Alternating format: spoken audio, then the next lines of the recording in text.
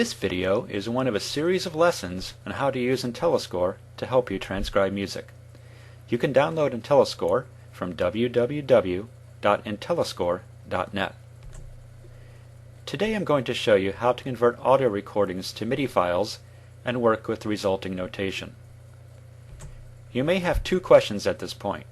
What is a MIDI file, and why would I want to convert audio to MIDI? First, let's define audio files. When we speak of audio files, we are referring to digital recordings of music. The recordings may be stored on standard CDs or in various types of computer files, such as MP3 and WAV files. Now, unlike audio files, a MIDI file doesn't actually contain any sounds. Instead, it contains a list of musical notes in a song. Why would you want this? Say there's a song you want to play, but you don't have sheet music for it. What are your options? Well, you could listen to the song over and over again to pick out the notes and transcribe it entirely by hand. But that takes a lot of time, and it's really not that much fun, is it? The other option is to use IntelliScore to convert your song to a MIDI file. Then you can import the MIDI file into notation software to see the notes. IntelliScore helps convert your audio recordings to MIDI files to assist you in transcribing music, potentially saving you hours of time. Okay, let's see how IntelliScore works. What you see now is the main IntelliScore screen that appears when you open the application. To start a new conversion project, click on the icon in the top left corner. This opens the new project wizard, which will ask us some questions about the music and what we want to do with it. The first step is to tell IntelliScore where the music is. For example, it can be on a file in your computer, on a standard audio CD, you can record directly into IntelliScore, etc. For this demonstration, the music is on a standard CD that would play in any CD player. So let's select the second option that says, My music is recorded on an audio CD. I am now inserting the CD into the computer's CD drive. IntelliScore will show us a track listing and begin playing the first track.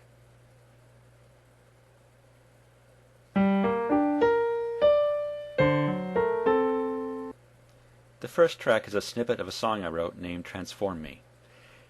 Now we select the track we want to transcribe by clicking on it in the track listing.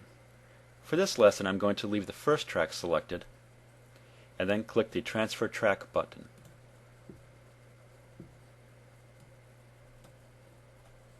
Let's rename the file to something more meaningful.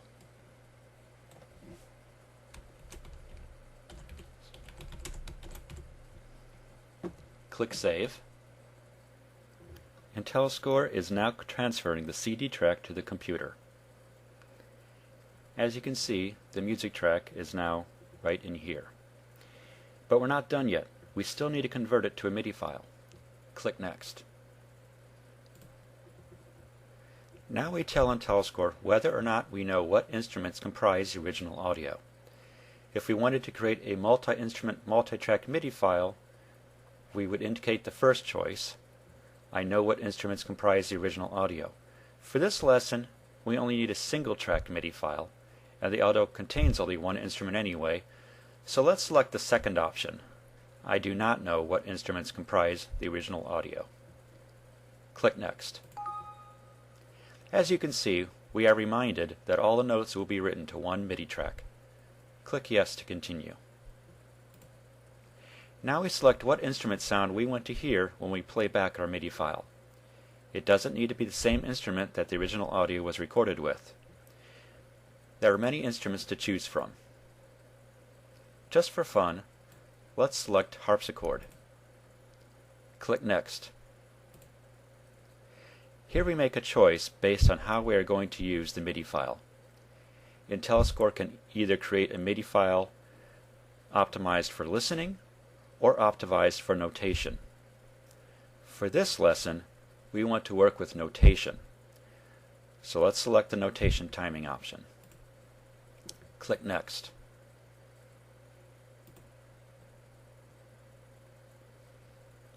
Now we need to tell IntelliScore where the beats are. This will ensure that the beats and measures will line up properly in the notation, even when the tempo of the music changes. I'm first going to click the play button. That will start playing the original audio. While it is playing, I'm going to tap the spacebar along with the beat of the music, starting at the first measure that I want converted.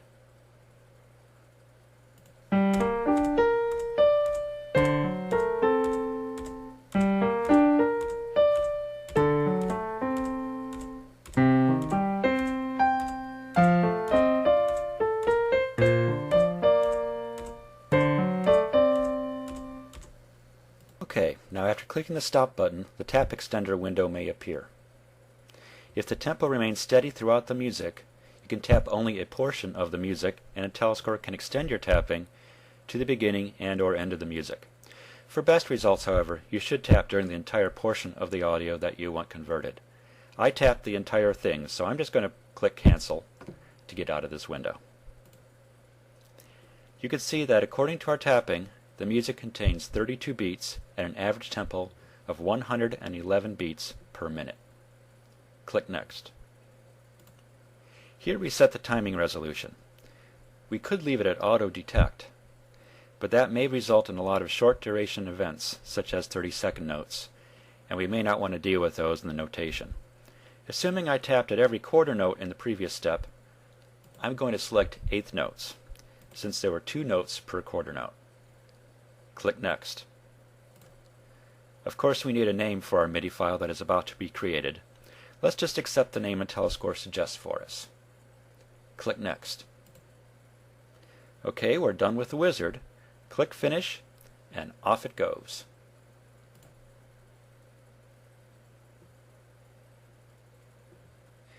Okay, the MIDI file is ready.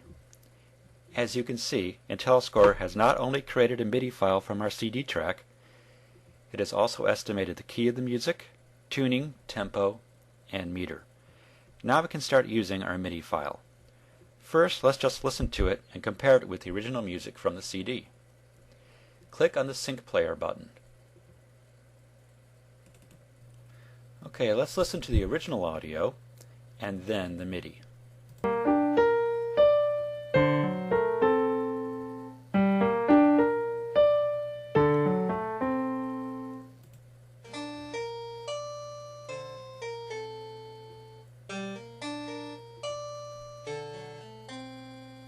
As you heard when we played the MIDI, it now sounds like the music is being played on a harpsichord.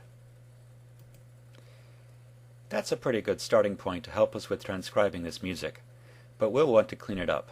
For this, let's look at the notes that IntelliScore detected by opening the MIDI file in MIDI editing software.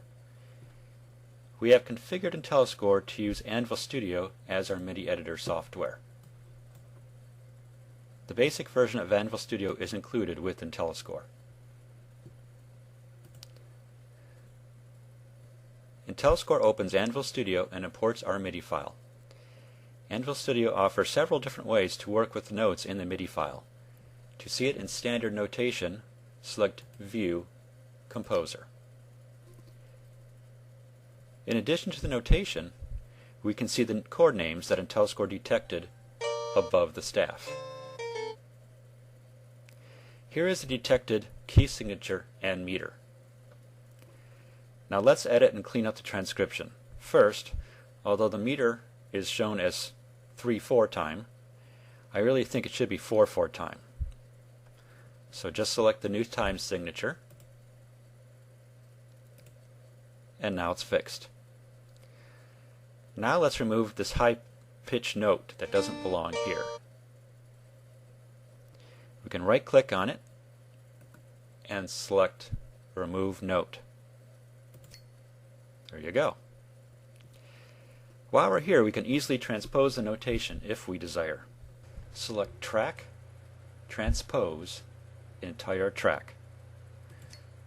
Let's change this from the key of G minor to the key of A minor. So that's 2 steps higher, so let's enter 2 and OK. Now let's change the key signature from G minor to A minor. Now let's play it again at the new key.